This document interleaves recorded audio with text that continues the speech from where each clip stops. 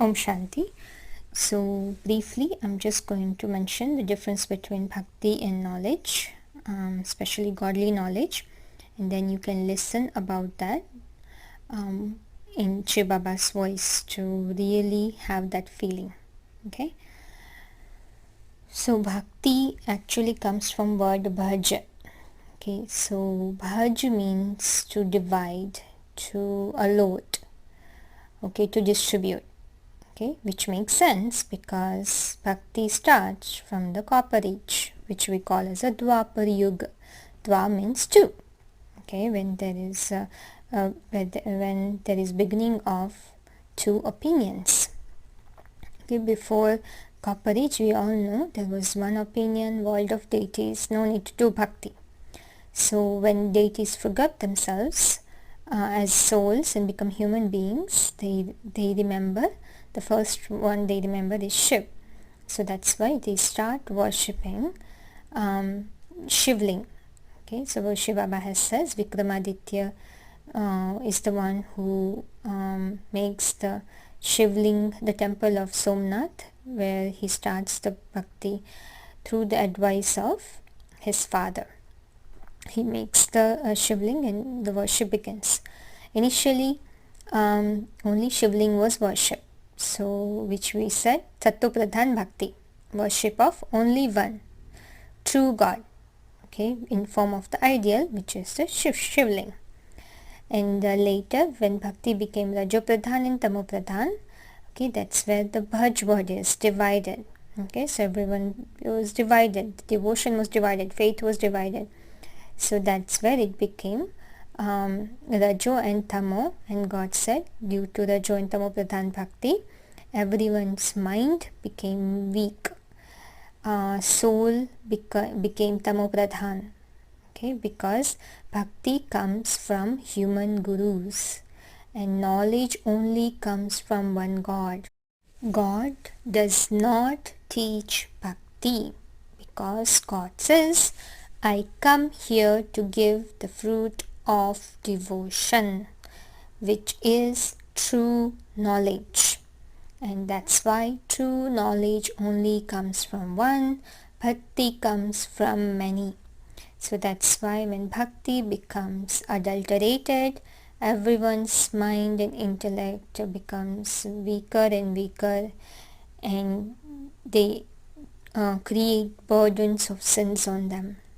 Okay, due to ignorance, okay, not knowing the truth. Okay, so that's why that is the one of the biggest difference in bhakti. There is no understanding. It's done based on blind faith. There is only listening and narrating, but there is no understanding. In bhakti there are multiple opinions.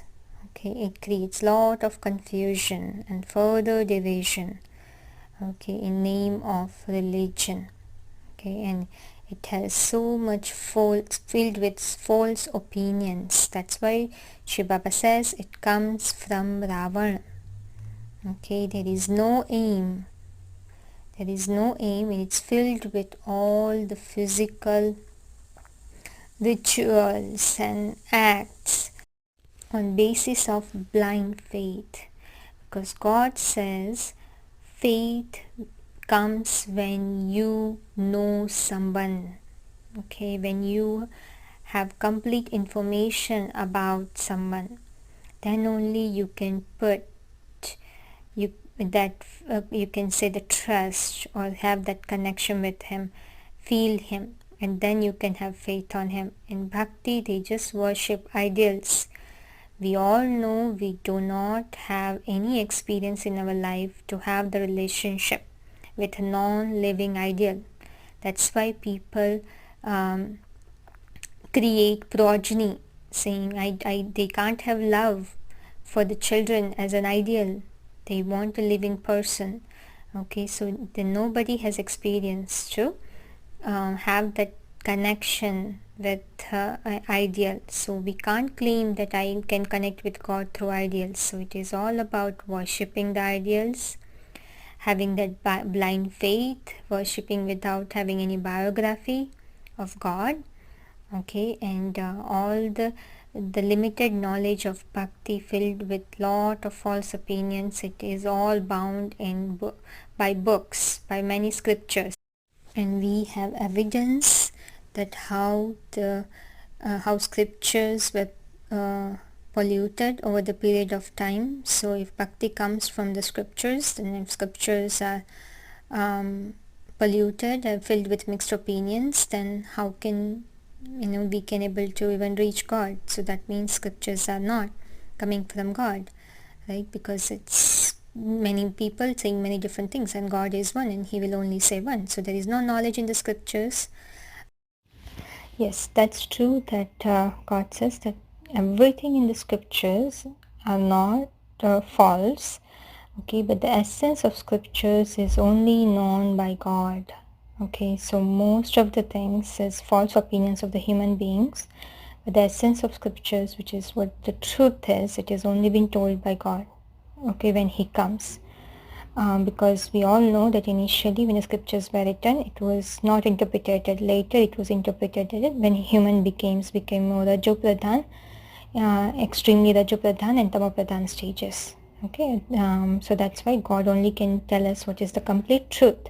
What is the little truth remains, he only clarifies it when he comes. So that's what I meant when I said lot of false opinions. I didn't mean everything, but we just don't know what is that truth, and it's definitely not bhakti.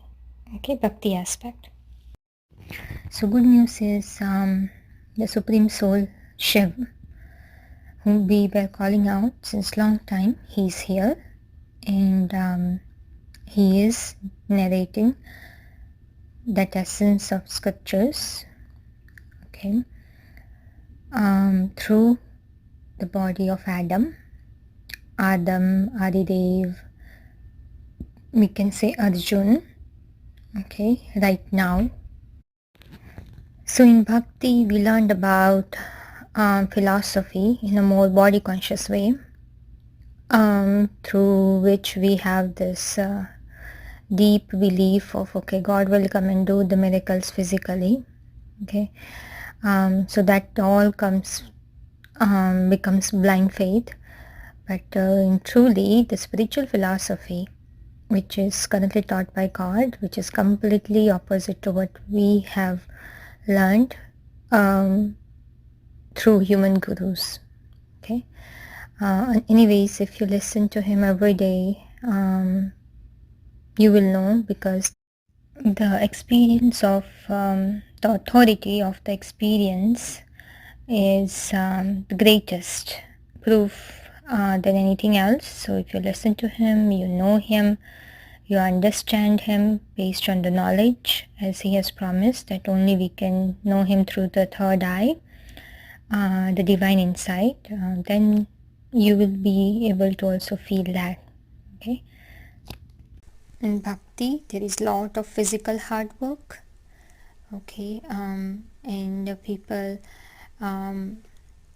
waste lot of food items, okay. It's filled with bhakti is filled with emotions. There is no knowledge.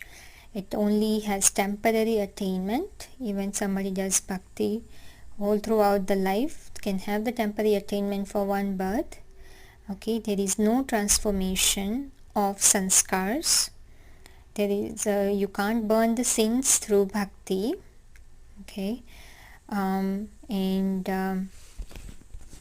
bhakti makes the mind and intellect wander more and more, okay. In bhakti they have limited visions, okay, based on blind faith. Just they see the miracles as the kind of the act of God, okay. There is not much understanding of miracles are just a superficial temporary attainment that somebody had, but it's not the act of the God, okay. So that's why it's a blind faith, okay. In bhakti you cannot attain liberation in life. There is lot of pomp and show. In bhakti there is a guru, and you become a follower, and those gurus change constantly. Okay, everybody saying different thing. And in bhakti there is they do lot of asking, okay, of money or sort of donation. A lot of asking and begging goes on. We beg in front of God, we have mercy, and also people beg others for money and all those for the facilities and all the kind of the to maintain the administration of the temple and everything. Through bhakti we cannot attain God. Okay, through bhakti intellect becomes inert, dull stone. We all know that until now, right? So two things in the bhakti that God says that they did, which has defamed him the most, is claiming him to be omnipresent, that he is everywhere, in everyone, everything, everywhere, and Krishna to be the God of the Gita. So those are the two things God says. Because of that they have done in the path of bhakti, we degraded the most. So we have done so much bhakti and still our mind and intellect is becoming weaker and weaker. That is the proof. Okay, and in bhakti there is lot of madness and lot of the physical, as we said, show off. Okay, bhakti goes through 4 stages, such as impractical, it divides everyone. Okay, and bhakti makes you take a rebirth in the same world, in the world of hell. Okay, it makes us create lot of false beliefs and again blind faith about like a god being coming with like miracles and all those things. It crosses that philosophy of karma. It conflicts it with that. That's why it says there is no understanding. Okay, in bhakti there is no understanding of in-depth meaning of purity. Okay, and in bhakti speech, they say something but they do something else. They don't have willpower. Speech and practices and actions are different. Okay, so bhakti is not taught by God, neither it is inspired by God. In bhakti they do lot of like it's more artificial. Okay, in bhakti they are bound by place, time, atmosphere to have that feeling with God. People will go to certain day, certain occasions. In bhakti they are bound by place, time, atmosphere, people, in order to have that feeling of connection with God. Okay, so it's not natural, it's artificial. Okay, in bhakti they will have to do they have to have music, and they have to pray out loud, chanting. They also perform a lot of rituals and dance and etc. So you got the point by now. And through bhakti nobody can become pure. Okay, and we cannot attain that eternal peace we are looking for. It is only possible through the true knowledge received by God himself. Bhakti makes us more body conscious. Okay, bhakti brings degradation. Okay, soul becomes more impure. Bhakti is also called nights. Okay, in contrast to knowledge, which is the day. Okay, so that's why copper age and iron age is as the night, and the golden and silver age we call it as day. So that's why we say Narak. Narak is created by Nar, which is Manushya. Swarg is created by God. Okay, one who remains in the soul conscious stage, and that's why the people who live, the deities who live, also have the soul conscious stage, and that's why they are worshipped in the path of bhakti. Okay. Also in bhakti we do not receive the inheritance from God. Okay, inheritance, of course, of which is the biggest property is the true knowledge, and based on that peace and happiness. 4 the whole cycle, 21 births for the golden age and silver age, and then 63 births of the copper age and iron age. The attainment of the happiness during that age also, we receive it only in this birth, okay, which is the fruit of the Satopradhan Bhakti. So Bhakti is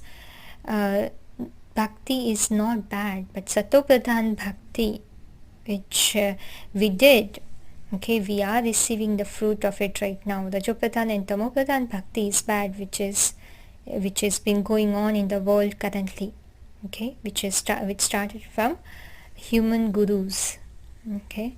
So that's why God says, even the Satopradhan Bhakti started from human gurus itself, but God says it had that purity, okay, compared to Rajo and Tamo Pradhan Bhakti. So now Rajo Pradhan, Tamo Pradhan Bhakti, actually it is taking us to degradation. So that's why God had to come to give all of us the fruit of true Bhakti, which is true knowledge. Okay, also in Bhakti there is Jap, Tap, Dan, Yagya, Punya. They say that you have to do all those things. We already mentioned that, but I thought I will mention that again.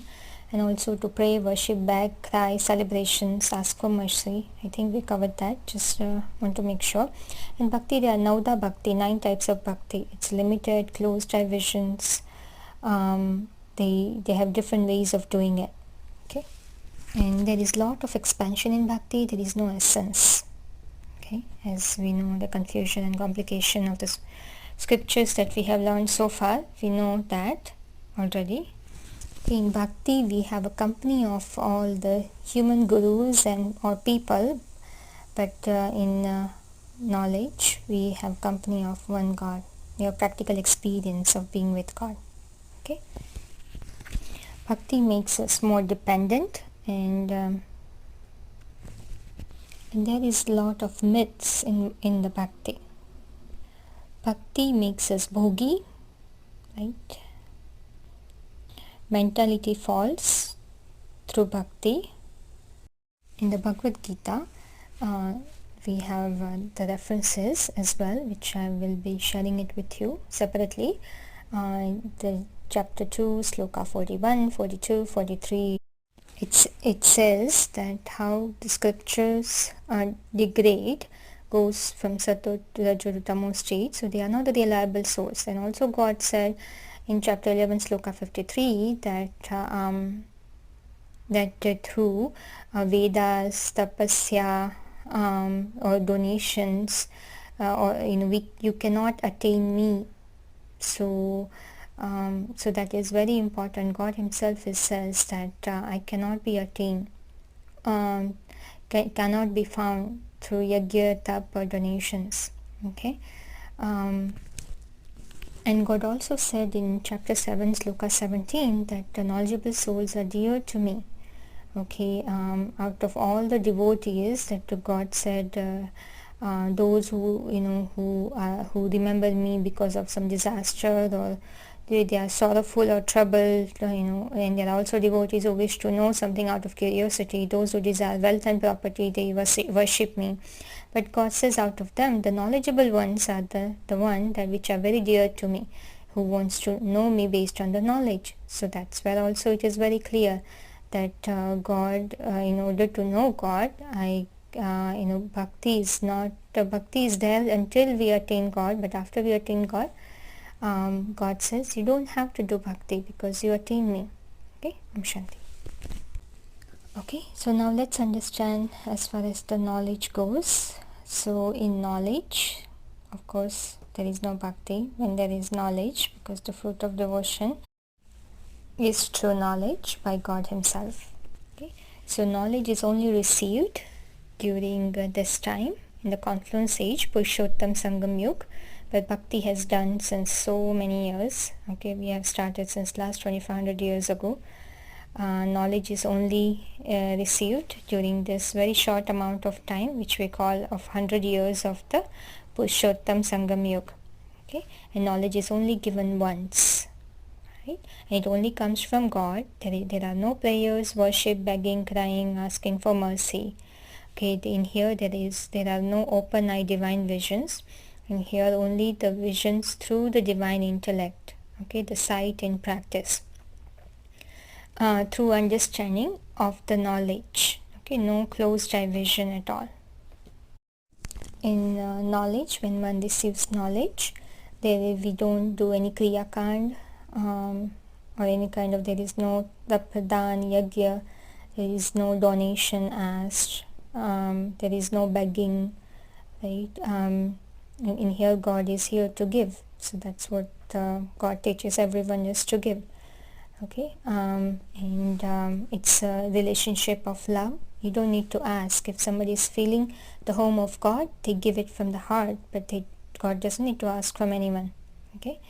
And in here we don't need to have music or all kind of celebration and noise and any kind of physical actions done, to remember God. An artificial way of remembering. We remember naturally in the power of silence. Through understanding of knowledge, we connect with Him, okay? So based on spiritual love and spiritual knowledge, there is connection with God. It is called through simple and easy Rajayoga, okay? In Bhakti there is lot of confusion, and it's a Hatha Yoga, basically forcefully controlling the senses and to remember God. So in here he becomes our teacher. There is only one teacher. There is no relationship of guru and follower. It's just we have relationship of father and child, okay? He's only one. There are many gurus, but he's the one who is the father, teacher and guru, okay? So God says, in Bhakti they ask you to bow down and to show the respect. God doesn't ask us to bow down at all, okay? He says, I'm your obedient servant, actually. So he comes with so much humble attitude, but he doesn't teach us to do physically. He doesn't have a body. How can we touch him, his feet? Okay, so it's all about connecting with him with intellect through Murli. In here we have a regular and punctual. We listen to him and remember him. So Murli is the medicine. It's a lifeline. Okay, in Bhakti they skip one day. They just do it at their convenience. Okay, and it's also not the mental connection. Their mind is wandering while they were chanting and praying. And here, the mind and intellect is harmonizing through concentration with him and filling with lot of power. Okay, but knowledge is filled with essence, and it has aim and objective of becoming Narayan, deity. Okay, and in here there is a faith on basis of understanding. So as we said, there can't be any faith. It will be called blind faith if we are just believing something without understanding, okay, or based on the false opinion of the human gurus, or understanding based without proof or validity of the sources we are studying, okay? And we have these sources. The scriptures are filled with lot of confusion and falsehood, okay? In here there is thinking and churning of the spiritual knowledge, okay, samajna or samjana, okay? It's not just listening and narrating without understanding based on just some scripture stories we are enjoying and entertaining. No, it's based on understanding.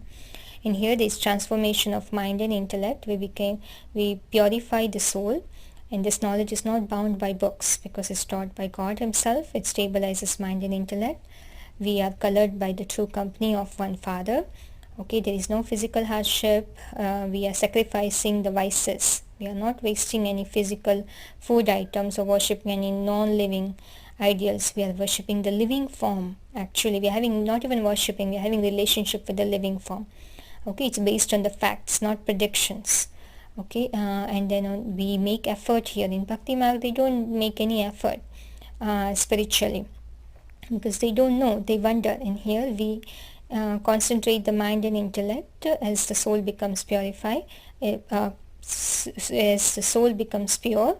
Okay, it's easy. Raj Yoga, we don't have just attainment for one birth, we have attainment for the next 84 births. Okay, we create the fortune at no financial cost. In Bhakti, you still have to you are asked to give something. In here, nothing. Without any spending any money, God says you earn the fortune, become a deity, and earn the fortune of having that births are filled with happiness and peace in copper age and iron age as well. Okay, so in here we connect God with pure thoughts, and it is called day. Of course, we attain liberation in life. In here we follow the principle of simple living, high thinking. We follow one God, God's directions. Okay, we praise God with understanding. So in here we destroy the sins through the method of easy Rajayoga. Connecting with him, we receive the inheritance of peace and happiness we experience right now, and also the sanskar. We are accumulating sanskars for the next 84 births. And here we come to know God, we feel God. Intellect becomes pure, and this is based on new knowledge. It's not the same old knowledge given by human beings.